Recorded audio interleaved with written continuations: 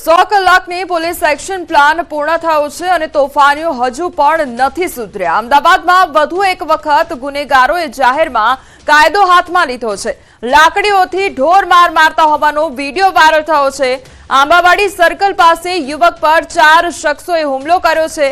નિહાર ઠાકોર નામના યુવક પર આ હુમલો કરવામાં આવ્યો હતો તો સૌરભ દેસાઈ, વિજય દેસાઈ અને ધવલ દેસાઈ સહિતના 4 શખ્સોએ હુમલો કર્યો હતો। એક્ટિવા પર જતા યુવકને લાકડીથી ફટકા મારવામાં આવ્યા હતા અને સમગ્ર ઘટનાનો વિડીયો અને સીસીટીવી ફૂટેજ પણ સામે આવ્યા છે। એલિસ બ્રિજ પોલીસ સ્ટેશનમાં આ અંગે અરજી પણ કરવામાં આવી છે। એક તરફ પોલીસ કડક કાર્યવાહી કરી રહી છે અને બીજી તરફ તેમ છતાં પણ અસામાજિક તત્વોનો આતંક હજુ પણ શમવાનું નામ નથી લઈ રહ્યો।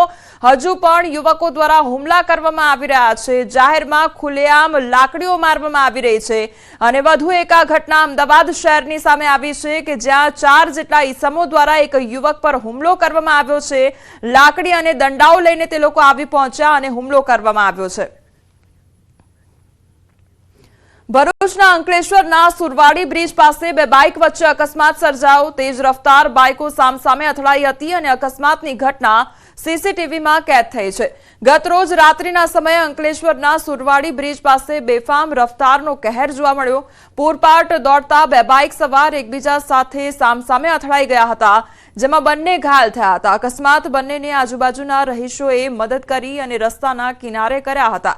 તો સીસીટીવી ફૂટેજ સામે આવ્યા છે કે જ્યાં રફતારનો કહેર જોવા મળી રહ્યો છે। બંને બાઇક ચાલકો પૂરપાટ ઝડપે આવી રહ્યા હતા અને અકસ્માત સર્જાયો હતો। વલસાડના ધરમપુરના રાજમહેલ રોડમાં ગમખ્વાર અકસ્માત સર્જાયો અને આખી ઘટના સીસીટીવીમાં કેદ થઈ છે। બેફામ કાર ચાલકે બાઇક સવારને હવામાં ફંગોળ્યો તો પૂરપાટ ઝડપે આવી રહેલી i20 કાર ચાલકે બાઇક ચાલકને ટક્કર મારી। અકસ્માતમાં બાઇક ચાલકનું મોત નીપજ્યું છે, જ્યારે કાર ચાલક ફરાર થયો છે। કાર ચાલકને શોધવાની તજવીજ હાથ ધરવામાં આવી છે। સુરતમાં સ્ટંટબાજો સુધરવાનું નામ નથી લઈ રહ્યા। શહેરમાં ફરી સ્ટંટ કરતો વિડીયો વાયરલ થયો છે।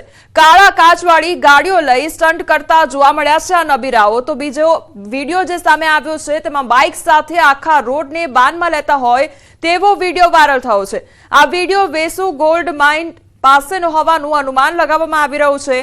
ત્યારે સવાલ એ થઈ રહ્યો છે કે પોલીસના 100 કલાકના એક્શન પ્લાન બાદ પણ આ નબીરાઓને પોલીસનો ડર જ નથી, તેમ વારંવાર આવા વિડીયો બનાવે છે। આવા ઈસમો સામે કાર્યવાહી જરૂરી બની છે। ઝઘડાની અદાવતમાં મિત્રએ મિત્રના વાહનો સળગાવ્યા। વડોદરાના વારસિયા સંતકવર કોલોનીનો બનાવ સામે આવ્યો છે અને અદાવતમાં મિત્રએ પેટ્રોલ છાંટી બાઇકો સળગાવી દીધી તો મિત્રની મજાક સહન ન થતા મિત્રનું કારસ્તાન સામે આવ્યું છે। પોલીસના મતે જય વાઘવાણી અને અરુણ સરદાર નામના 2 મિત્રો વચ્ચે મજાક મસ્તીમાં ઝઘડો થયો હતો, જે બાદ મિત્રની મજાક સહન ન થતા અરુણ સરદારે મોપેડ અને બાઇક સળગાવી દીધા હતા। જો કે આગ બુઝાવવા જતા મિત્ર જય વાઘવાણીના પિતાને પણ ઈજાઓ થઈ હતી। ફાયરની ટીમે આગ બુઝાવ્યા બાદ સીસીટીવી તપાસતા આખો મામલો બહાર આવ્યો હતો તો સીસીટીવીમાં અરુણ દેખાતા પોલીસે તેને દબોચ્યો છે।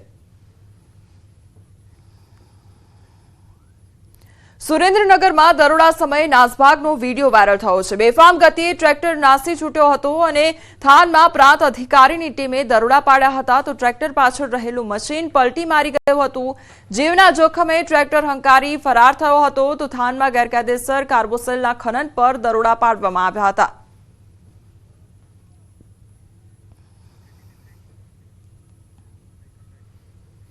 અમદાવાદમાં બોપલમાં પતિએ કરી છે પત્નીની હત્યા અને પત્નીને હત્યા બાદ પતિએ પણ આત્મહત્યા કરી। તો ગોધાવીના સ્પોર્ટ્સ સંકુલ ગ્રાઉન્ડમાં આખો બનાવ બન્યો છે। ઘર કંકાસ અને શંકાને કારણે પતિએ પત્નીની હત્યા કરી દીધી। પત્ની ગૌરી રાજપૂતની હત્યા કરી પતિ વિક્રમે આત્મહત્યા કરી છે। બોપલ પોલીસે હત્યાની ફરિયાદ નોંધી કાર્યવાહી હાથ ધરી છે।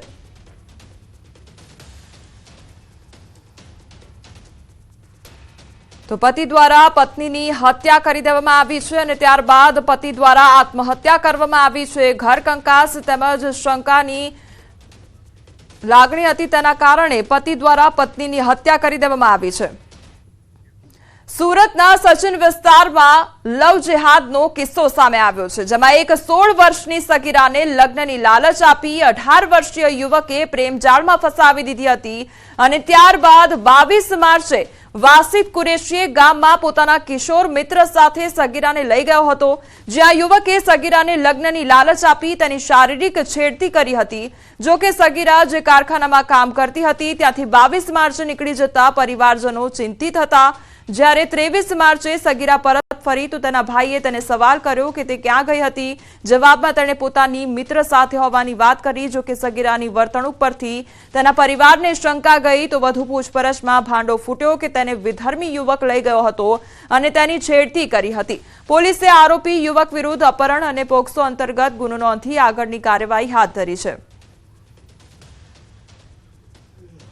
બાળકીને આજે માઇનોર જે છે વિક્ટિમ એને આ બંને જણ જે છે એ ડાભેલ ગામે લઈ ગયેલા હતા અને ડાભેલ ગામે આરોપીના મિત્ર જે કાયદાના સંઘર્ષમાં આવેલ કિશોર છે એના ઘરની બાજુમાં એક નાની ઓરડી હતી, ત્યાં દીકરીને રાખેલી હતી અને તપાસ દરમિયાન હાલના તબક્કે એની જોડે કોઈ દુષ્કર્મ કરેલું હોય એવું જણાયેલું નથી, પરંતુ આ માઇનોર સાથે શારીરિક છેડછાડ કરેલી છે વાસિદ કુરેશીએ અને લગ્ન કરવાની લાલચ પણ આપેલી હતી।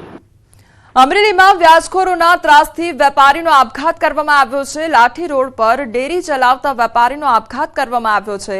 ઝેરી દવા પી વેપારીએ જીવન ટૂંકાવ્યું। મૃતક પાસેથી મળી આવ્યું સ્યુસાઇડ નોટ તો 35,005% વ્યાજે લીધા હોવાનો ઉલ્લેખ કરવામાં આવ્યો છે। વ્યાજખોરની પઠાણી ઉઘરાણીથી આપઘાતનો ઉલ્લેખ કરવામાં આવ્યો છે।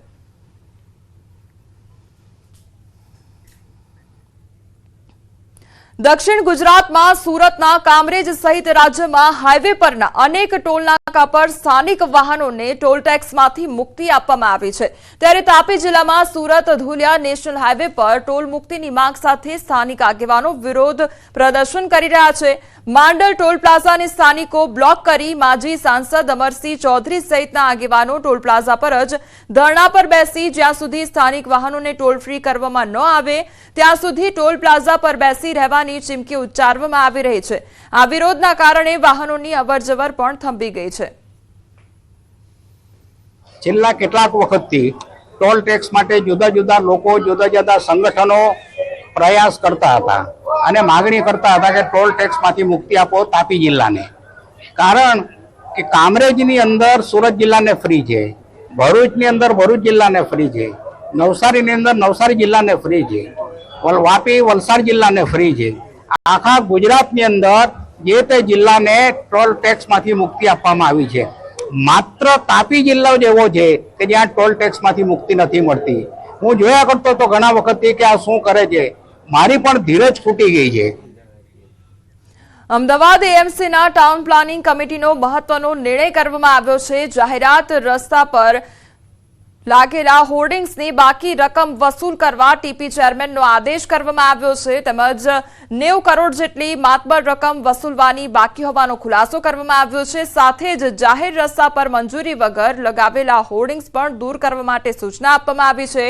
હોર્ડિંગ્સની બાકી રકમ સત્વરે રિકવરી કરવા માટે સૂચના પણ આપવામાં આવી છે। જુદા જુદા પ્રકારના આજે જાહેરાત એજન્સીઓ મ્યુનિસિપાલિટીની સામે કોર્ટ કેસ કરી જુદા જુદા બહાના હેઠળ ઘણા બધા કેસો કરી એની સામે સ્ટે ને એ બધા સ્ટે કે વોટ એવર સ્ટેટસ કોને બધું લીધું છે, એના કારણે વસૂલાતો અટકેલી છે। એ રકમ લગભગ 90 કરોડ જેવી થાય છે। તેને આગામી દિવસોમાં આ અંગે શું કાર્યવાહી કરવી એ અંગે કમિટીએ સૂચના આપેલી છે। તો માણેક ચોકમાં આવેલ ઘાંચીની પોળમાં મકાન ધરાશાયી થવા મામલે મહત્વનો નિર્ણય કરવામાં આવ્યો છે। એએમસીની ટીપી કમિટીએ બાંધકામની મંજૂરી રદ કરી છે તો મકાન ધરાશાયી થયું ત્યાં અન્ય મકાનના બાંધકામની પણ કામગીરી ચાલી રહી હતી। બાંધકામ કરનાર એન્જિનિયરની બેદરકારીથી મકાન ધરાશાયી થયું હતું। એએમસીના એસ્ટેટ વિભાગે કડક કાર્યવાહી કરવા પણ સૂચના આપી છે। જે મકાન પડી ગયું હતું એની બાજુનો મકાનવાળાએ મંજૂરી લઈને બનાવવાનું ચાલુ કર્યું હતું, પણ એણે કોઈ પણ પ્રકારની પ્રોટેક્શનની વ્યવસ્થા નથી કરી, જેના કારણે આ મકાન પડી ગયું। આપણે એ લોકોને સૂચના આપેલી છે તંત્રને કે આના અંગે જે બી જવાબદાર એન્જિનિયરો હોય એને પ્લાનમાં સહી કરી હોય જે બી હોય એ લોકોને તાત્કાલિક એની લાયસન્સ કેન્સલ કરી દો અને આ મકાનની રજા ચિઠ્ઠી કેન્સલ કરવાની સૂચના આપી દીધી છે। વડોદરામાં વોર્ડ 2 ના ભાજપ કોર્પોરેટર ભાણજી પટેલે સીન સપાટા કર્યા છે અને સમા જાધવ પાર્ક 4 રસ્તા પાસેની વરસાદી કેચપીટમાંથી પાણીની લાઇન લીકેજ થઈ હતી, જેથી કોર્પોરેટર ભાણજી પટેલ 4 ફૂટ ઊંડી કેચપીટમાં ઉતર્યા હતા. પાણી લાઇન લીકેજ ચેક કરી તેનો અધિકારી પાસે વિડીયો બનાવડાવ્યો. વિડીયો વાયરલ થતા પાલિકાના ઉચ્ચ અધિકારીએ ઉત્તર ઝોનના નાયબ કાર્યપાલક ઇજનેર યોગેશ વસાવાને નોટિસ આપી, તો યોગેશ વસાવા પાસે ખુલાસો પણ માંગ્યો છે. કોર્પોરેટરને કંઈ થઈ જતું તો જવાબદારી કોની, તેને લઈને જવાબ માંગવામાં આવ્યો છે. કોર્પોરેટર ભાણજી પટેલના સીન સપાટા અધિકારીને ભારે પડ્યા છે.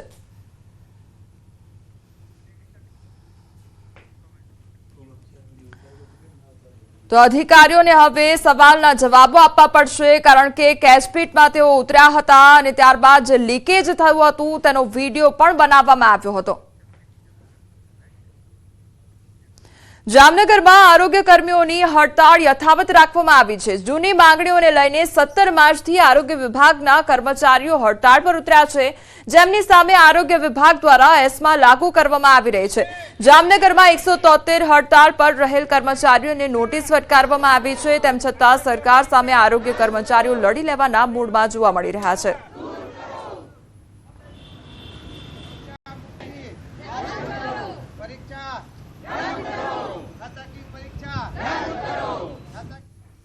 સમગ્ર રાજ્યભરના આરોગ્ય કર્મચારીઓની હડતાલ છે, ત્યારે રાજ્ય સરકારે પણ જે પ્રકારે શસ્ત્ર ઉગામ્યું છે અને એસ્મા લાગુ કરી અને જે કર્મચારીઓ છે તેમના વિરુદ્ધ કાર્યવાહી પણ કરવા મળી છે. જામનગરમાં પણ 173 જેટલા કર્મચારીઓને નોટિસ પાઠવી છે, તેમને છૂટા કરી દેવાની વાત પણ કરી છે અને ખાસ કરીને તમામ પ્રકારની અત્યારે કાર્યવાહી કરવામાં આવી રહી છે. શું કહેશો, તમારું આંદોલન કયા સ્ટેજ ઉપર અને અત્યારેની શું પરિસ્થિતિ, આજે શા માટે ભેગા?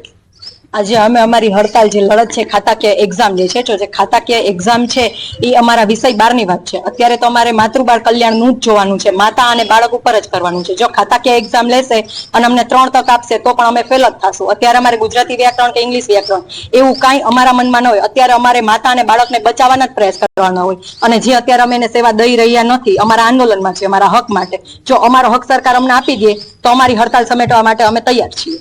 અમારું આંદોલન ઘણા વર્ષથી ચાલુ છે. જે ગ્રેડ પે નું આંદોલન છે, અમને ટેકનિકલ ગણીએ અને અમને 2800 ગ્રેડ પે છે, જે અમારો ટેકનિકલ ગ્રેડ પે અમને આપી દઈએ, એ જ અમારી સરકાર પ્રત્યેની માંગ છે. રિપોર્ટ પણ આવી ગયો, રિપોર્ટ અમારા ફેવરમાં છે. એટલે કે અમે લોકો ટેકનિકલ છીએ, એ અમારું કામ છે એટલે ટેકનિકલ રહીએ છીએ અમે. સરકારની જે 4 કમિટીની 4 સભ્યોની જે કમિટી હતી એમાં પણ એને પોઝિટિવ રિસ્પોન્સ આપ્યો છે. એટલે અમારી માંગણી એટલી જ છે કે એ જ કમિટીનો રિપોર્ટ છે એના આધાર ઉપર અમને ટેકનિકલ ગણે અને એમનો ગ્રેડ પે છે અમને આપી દે. અભિપ્રાય મળેલ છે પોઝિટિવ, અને એ જ અભિપ્રાયનો અમલવારી કરવા માટે અમે ખાસ કરેલું છે કે જે ઠરાવ લેખિતમાં આપો અને એની અમલવારી તાત્કાલિક કરો, જેથી અમને મળવા પાત્ર જે અમારા હકો છે એ તાત્કાલિક ધોરણે મળી શકે. એસમાં લગાડી અને અમારું જે અત્યારે પૂર જોશમાં જે અત્યારે હડતાલ હાલે છે એને વેરવિખેર કરવા માટે સરકાર ઉપરથી અમને એટલું પ્રેશર કરી અને 9 જિલ્લાની અંદર બધા કર્મચારીઓ છે જે એમપીડબ્લ્યુ એફડબ્લ્યુ એને ટર્મિનેટ કર્યા. જામનગરમાં કરેલા નથી, પણ બીજા જે જિલ્લાઓ છે એની અંદર આટલું બધું પ્રેશર કરે છે. મતલબ એક જ છે કે એમની સાથે કોઈ આ હડતાલનું શસ્ત્ર ન ઉગામી શકે. જ્યારે અમારો નિર્ણય આવશે ત્યારે જ અમે હડતાલ સમેટશું. નિર્ણય આવશે ત્યારે જ હડતાલ સંતોષવામાં આવશે. જામનગરમાં પણ 173 જેટલા જે કર્મચારીઓ છે તેમની સામે ખાતાકીય તપાસ છે તેના માટેનું જે ચાર્જશીટ છે તે પણ આપી દેવામાં આવી છે અને હાલ સામ દામ દંડ ભેટથી આ હડતાલ સમેટવામાં આવી રહી છે. તો બીજી તરફ આરોગ્ય કર્મચારીઓ પણ પોતાની હડતાલને લઈને અડગ છે. કિંજલ કારસરિયા, ન્યૂઝ 18 ગુજરાતી, જામનગર.